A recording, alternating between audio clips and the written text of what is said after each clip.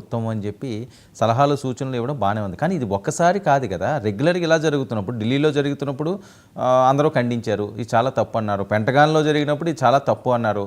కానీ దానికి శిక్ష ఎక్కడ? ఇంకా మళ్ళీ జరగకుండా ఉండడానికి తీసుకోవాల్సిన చర్యల కోసం కదా అంతా మాట్లాడుకుంటేది. ఎన్నిసార్లు ఈ మంచి మంచి అని అంటే ఓకే, యుద్ధం రావాలి, అమాయక ప్రజలు చనిపోవాలని ఎవరో కోరుకోరు కాక, కానీ వాళ్ళు అన్న మార్పు తీసుకొచ్చే విధంగా బిగించాలి కదా. బిగించాలి, బిగించే ప్రక్రియ జరుగుతుంది. ఎందుకంటే ఎప్పుడు ఎప్పుడు అని అందరూ మాట్లాడుతున్న అంశం. యాక్చువల్ గా చూసుకుంటే 2016 ఊరి ఇన్సిడెంట్ తీసుకున్నా కూడా దానికి ఒక ఐ థింక్ 10 రోజుల్లో భారతదేశం స్పందించి అవును ఆ టెర్రర్ లాంచ్ ప్యాడ్స్ ఏవైతే ఉన్నాయో అక్కడికి లిటరల్ గా ఎల్ఓసి దాటి మన సైన్యాలు వెళ్లి వాటిని న్యూట్రలైజ్ చేసి, అదే విధంగా మీరు పుల్వామా తీసుకుంటే అది 14 ఫిబ్రవరి జరిగితే 26 ఫిబ్రవరిన సర్జికల్ స్ట్రైక్స్ జరిగాయి బాలాకోట్ ప్రాంతంలో. దానికి కూడా ఒక 12 రోజులు తీసుకున్నాము. సో తర్వాత మీరు మిగతా దేశాల్లో జరిగిన ప్రధానమైన ఇన్సిడెంట్స్ తీసుకున్నా కూడా ప్రతి దేశం కూడా కొంత సమయం తీసుకుంది, ఎందుకంటే దీన్ని ప్లాన్ చేయాలి.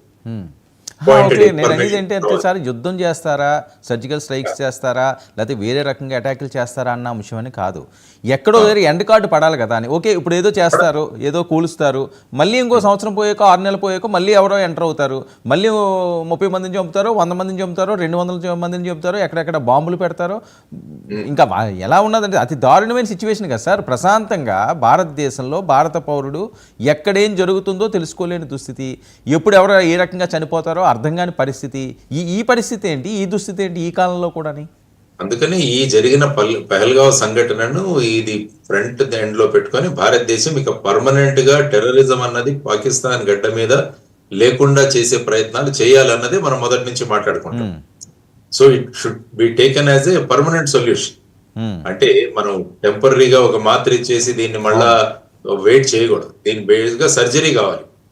బేసిక్ గా అవయవంలో పార్ట్కి సర్జరీ కావాలి, కానీ ఇంతవరకు మనం దానికి ఇంజెక్షన్లు, టాబ్లెట్లు ఇవి వేసుకుంటూ ఆ తీవ్రతను తగ్గిస్తున్నాము. ఇప్పుడు సర్జరీకి పరిస్థితి చేరుకుంది కాబట్టి now India should do the surgical strikes to do the surgery. Final గా శస్త్రక్రియ అన్నది ఇక్కడ చేయాలి అన్నది ప్రభుత్వం ఆ విధంగానే ఖచ్చితంగా ఆలోచిస్తుంటుంది అన్నది నేను అనుకుంటున్నాను. ఎందుకంటే సమయం తీసుకుంటున్నారంటే దాని వెనకాల డీప్ ప్లానింగ్ జరుగుతూ ఉంటుంది అన్నది మనం ఆలోచించాల్సిన అవసరం. సార్, మరొక కీలకమైన అంశం, ఏదైతే న్యూక్లియర్ బాంబ్స్ ఉన్నాయో సార్, ఇది ఎలా పడితే అలా ప్రయోగించేసే పరిస్థితి ఉంటుందో, ఇందులో టెక్నికల్ అంశాలు ఏంటి సార్? కోడ్ ఏమో చైనా దగ్గర ఉన్నదంటారు, అదంత ఈజీ కాదు తీయడం అంటారు. అంటే ఏమవుతుందంటే దీని ప్రోటోకాల్స్ అని ఉంటాయి. న్యూక్లియర్ వెపన్స్ ఉపయోగించడానికి ప్రోటోకాల్స్ అని ఉంటాయి. తర్వాత వీళ్ళందరూ కూడా ఒక కన్వెన్షన్ కి వాటన్నిటికీ కూడా సైన్ చేసి ఉంటారు, సిగ్నేటరీస్ అయి ఉంటారు. అది ఎందుకంటే న్యూక్లియర్ నాన్ ప్రొలిఫరేషన్ ట్రీటీ అనేది ఒకటి ఉన్నది, ఎన్పిటి అన్నది. సో ఇందులో 2 రకాలు. ఒకటి వచ్చేసి న్యూక్లియర్ వెపన్స్ సివిల్ అవసరాల కోసం, అంటే మన న్యూక్లియర్ ఎనర్జీ ప్రొడ్యూస్ చేయడానికి, అంటే మనకి రియాక్టర్స్ ఉంటాయి, అటామిక్ రియాక్టర్స్ ఉంటాయి, వీటిలో ఉపయోగించడానికి అది సివిలియన్ పర్పసెస్ కి ఉపయోగించేది. ఇది వచ్చేసి ఏంటంటే మిలిటరీ పర్పసెస్ కి ఉపయోగించడం, అంటే దేశానికి ఒక ప్రొటెక్షన్ గా ఉపయోగించడం అన్నది. అందుకని న్యూక్లియర్ నాన్ ప్రొలిఫరేషన్ ట్రీటీ అనేది అమెరికా ఎప్పటి నుంచో ఇది పాటిస్తూ వచ్చింది. ఆ సందర్భంగా కూడా అనేక దేశాలు ఏవైతే న్యూక్లియర్ దిశగా వెళ్లాలనుకుంటున్నాయో వాటన్నిటిని కూడా నిరోధిస్తూ ఉంటుంది. ఎందుకంటే ఈ పిచ్చోడి చేతిలో రాయి ఉన్నట్టు న్యూక్లియర్ వెపన్ అన్నది ఒక పిచ్చి వ్యక్తి చేతిలో ఉంటే ఏంటంటే దాన్ని ఎలాగైనా ఉపయోగించవచ్చు. ఆ విధమైన పరిస్థితులలో ఇప్పుడు ఏంటంటే ఈ ఫైనల్ గా న్యూక్లియర్ వెపన్స్ ఉపయోగించాల్సిన ఈ బటన్ ఏదైతే ఉందో అది ప్రైమ్ మినిస్టర్ చేతిలో ఉంటుంది అంటారు మామూలుగా. Okay, final decision has to be taken by the prime minister. ఎందుకంటే ప్రజలతో ఎన్నుకోబడిన ప్రభుత్వంలో అతను అత్యుత్తమమైన స్థానంలో ఉంటారు కాబట్టి ఇటువంటి క్రిటికల్ నిర్ణయం తీసుకోవాల్సిన ఫైనల్ అప్రూవల్ వచ్చేసి ప్రైమ్ మినిస్టర్ ఇవ్వాలి అన్నది అంటారు. సో ఈ విధంగా చూసుకుంటూ వెళుతుంటే అది నిర్ణయం ఎలా తీసుకుంటున్నారన్న దాని మీదుగా ఉంటుంది. డెఫినెట్ గా మిగతా దేశాలన్నీ కూడా ఎటువంటి పరిస్థితులలో యుద్ధాలలో న్యూక్లియర్ వెపన్స్ ఉపయోగించకూడదు అన్న దీంట్లోనే ఉంటారు. కానీ ఇది ఓన్లీ డిటరెంట్ అన్నమాట. అంటే ఎవరో వచ్చి మా దేశం మీద చర్యలు తీసుకోవడం, లేకుంటే మా భూభాగాన్ని ఆక్రమించుకోవడం, దానికోసం మన శక్తి చూపించడానికి ఈ న్యూక్లియర్ వెపన్స్ అన్నవి ఒక అడిషనల్ ఫీచర్ అన్నమాట మన దాంట్లో. అందుకనే మనం అప్పుడు పొక్రాన్ లో కూడా 2 సార్లు న్యూక్లియర్ ఎక్స్ప్లోషన్ కూడా చేశాం. అప్పుడు కూడా కొన్ని శాంక్షన్లను ఎదుర్కొన్నాం. అంటే ఏ దేశం అయితే ఈ విధంగా న్యూక్లియర్ వెపన్స్ వెళ్తుందో మిగతా దేశాలు వాటి మీద శాంక్షన్స్ విధిస్తుంటారు. ఎందుకంటే మానవాళ్ళు, ఎందుకంటే మనం హిరోషిమా నాగసాకి చూసాం రెండవ ప్రపంచ యుద్ధంలో న్యూక్లియర్ వెపన్స్ వేయడం వల్ల ఏ విధంగా ఆ దేశం ఇప్పటికీ కూడా ఆ ప్రాంతాల్లో ఒక చిన్న మొక్క కూడా మొలవదు అక్కడ. సో అటువంటి పరిస్థితుల్లో ఉంది. కానీ ఆ తర్వాత అది 1943-44 సందర్భం, ఇప్పుడు వచ్చేసి 2025లో ఉన్నాం. సో ఇంకా టెక్నాలజీ మనకు పెరిగింది, ఇంకా పిన్ పాయింటెడ్ గా మనం మిసైల్స్ లో కూడా న్యూక్లియర్ హెడెడ్ మిసైల్స్ అని కూడా ఉంటాయి. యాక్చువల్ గా మన ఫైటర్ పైలట్స్ తో న్యూక్లియర్ హెడ్స్ కూడా దాంట్లో ఫిట్ చేస్తారు, మామూలు మిసైల్స్. ఓకే. సో అది కూడా ఒక ప్రమాదం. కాబట్టి వీటన్నిటిని ప్రయోగించుకొని పాకిస్తాన్ ఈ న్యూక్లియర్ వెపన్స్ ఉన్నాయన్న ఒక దీంట్లో వాళ్ళు చెలరేగిపోతున్నారు అన్నది ఒక కాన్సెప్ట్. సో వీటన్నిటిని కూడా పరిగణలోకి తీసుకొని ఏ విధంగా మనం ముందుకెళ్లాలన్నది మన నాయకత్వం వాళ్ళ స్ట్రాటజిక్ ప్రిపరేషన్ లో ఉన్నారని నేను అనుకుంటాను వర్మ గారు. సరే, ఒకవేళ టెక్నికల్గా దీన్ని కానీ ప్రయోగించాలి అని అనుకుంటే ఆ ఇన్ఫర్మేషన్ అంతా కూడా మన రాడార్లు చిక్కడమో లేకపోతే వేరే వాళ్ళకి ఇన్ఫర్మేషన్ వెళ్ళడం తెలుస్తుందా సార్?